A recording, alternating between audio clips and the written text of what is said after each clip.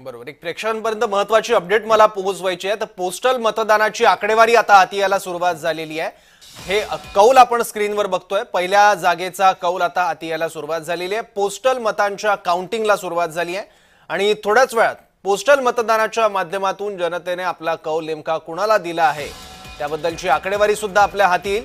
मोकामामधून जेडीयूचे आनंद सिंग हे सध्या आघाडीवर आहेत. पोस्टल वोटिंगचे कौल आहे, अंतिम निकाल नाही. त्यामुळे कौल हा सातत्याने वेळेप्रमाणे बदलू शकतो. आकडे मागे पुढे होऊ शकतात. बिहार विधानसभा निवडणुकीचे निकाल आपण बघतोय आणि निकाल हाती यायला आता सुरुवात झाली आहे. सुरुवातीचा कौल आपल्याला बघायला मिळतोय पोस्टल वोटिंगद्वारे. मोकामामधून जनता दल युनायटेडचे अनंत सिंग हे सध्या आघाडीवर आहेत. आणखी जागांवरचे कल आता हाती यायला सुरुवात होईल. अनेक हाय प्रोफाईल लढत आहेत. राघोपूर मतदारसंघातून तेजस्वी यादव हे आघाडीवर आहेत. राघोपूर मतदारसंघातून तेजस्वी यादव हे निवडणुकीच्या मैदानात आहेत आणि सध्याचं पोस्टल वोटिंगची जी मतमोजणी सुरू आहे त्यानुसार ते आघाडीवर आहेत. बिहारचे एक उमदा आक्रमक नेतृत्व म्हणून तेजस्वी यादव यांच्याकडे बघितलं जातं. मोकामामधून जेडीयूचे अनंत सिंग आघाडीवर. 80हून अधिक सभा तेजस्वी यादव यांनी बिहारमध्ये घेतलेल्या होत्या. ठिकठिकाणी रॅली देखील काढली होती आणि आक्रमकपणे त्यांनी एनडीएवर हल्ला सुद्धा केला होता, आरोप केले होते. आणि आता बिहारचं नेतृत्व म्हणून जनता त्यांना स्वीकारते का या प्रश्नावरून थोड्याच वेळात पडदा हटणार आहे. निकाल हाती यायला सुरुवात होईल. सध्या पोस्टल वोटिंगचे कल आपल्या हाती यायला सुरुवात झालेली आहे. आपण परत एकदा किरण तारे सरांकडे जाऊया. तर सर, मागे एकदा आपण बिहारच्या 2020 मध्ये निवडणुकांचं बघितलं होतं तर तेव्हा पोस्टल वोटिंगचा निकाल वेगळा होता आणि प्रत्यक्ष मतदानाची मतमोजणी जेव्हा झाली होती त्याचा निकाल पूर्णतः वेगळा होता आणि चित्र स्पष्ट व्हायला साधारणतः दुपारचे 12 वाजले होते. नाही तर जनरली 10 पर्यंत चित्र स्पष्ट होतं. नाही, बरोबर आहे. म्हणजे पोस्टल वोटिंगमध्ये आपल्या सुरुवातीचे कल कळतात. पोस्टल वोटिंग कोणाचं असतं? साधारणपणाने सरकारी कर्मचारी जे असतात ज्यांना प्रत्यक्ष त्या दिवशी मतदान केंद्रावर जाऊन मतदान करता येत नाही त्यांच्यासाठी केलेली ही व्यवस्था असते. त्याचा नंबर काय फार मोठा नसतो, ते आकडा फार कमी असतो. पण एक सुरुवातीला ट्रेंड असा असतो की पोस्टल वोटिंगमध्ये आपल्याला शेतावरून भाताची परीक्षा ज्याला म्हणतात तसं हे असतं. हा ट्रेंड कायम राहीलच असं नव्हे. पण याच्यातला तुम्ही आत्ता जो पहिला कल जो दाखवला आहे मोकामामधला तो खूपच इंटरेस्टिंग आहे.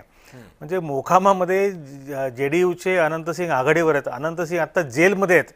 त्यांना खुनाच्या एका आरोपाखाली अटक झालेली आहे आणि हा खून निवडणुकीच्या प्रचारामध्ये झालेला आहे विरोधी पक्षाच्या उमेदवाराचा.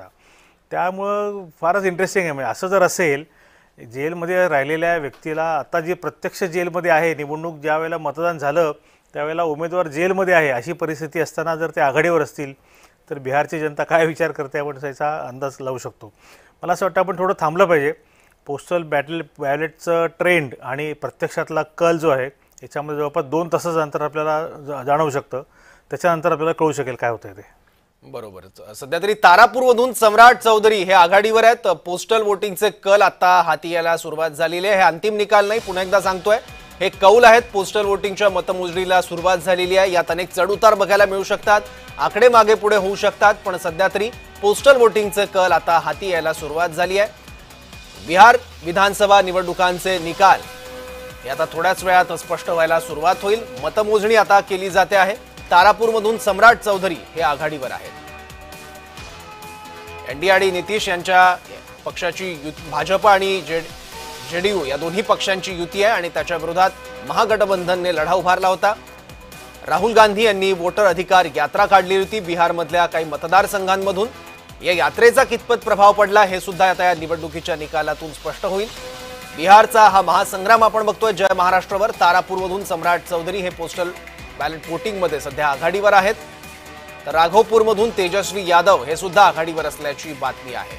एक्झिट पोलचे निकाल आपण बघितले होते. एक्झिट पोलने जो अंदाज वर्तवला होता त्यानुसार एनडीएचं सरकार बिहारमध्ये बनतंय. पण जनतेने आता प्रत्यक्ष मतदान कोणाला दिलं, कौल कोणाला दिला हे चित्र आता स्पष्ट व्हायला सुरुवात झालेली आहे.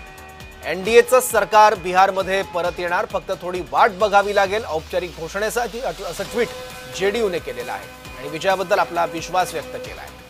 जनता दल युनायटेडनं निकालाआधीच हे ट्विट केलंय. बस कुछ घंटों का इंतजार, फिर आ रही है सुशासन सरकार, असं ट्विट केलंय. तर पोस्टल मतदानात भाजप 7 जागांवर सध्या आघाडीवर आहे.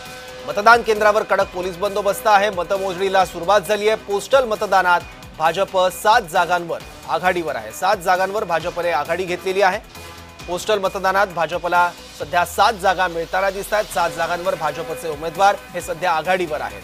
तर मोकाममधून जेडीयूचे आनंद सिंग हे आघाडीवर आहेत, तर राघोपूरमधून तेजस्वी यादव यांनी आघाडी घेतलेली आहे। 243 जागा आहेत बिहार विधानसभा निवडणुकीत, त्यापैकी 10 जागांचे कौल आता हाती यायला सुरुवात झालेली आहे पोस्टल मतदानाच्या माध्यमातून। त्यापैकी 7 जागांवर भाजपने आघाडी घेतली आहे, तर 2 जागांवर जदयूचे उमेदवार हे सध्या आरजेडीचे उमेदवार हे सध्या आघाडीवर आहेत। त्यामध्ये माकोका आणि राघोपूर या 2 जागांचा समावेश आहे।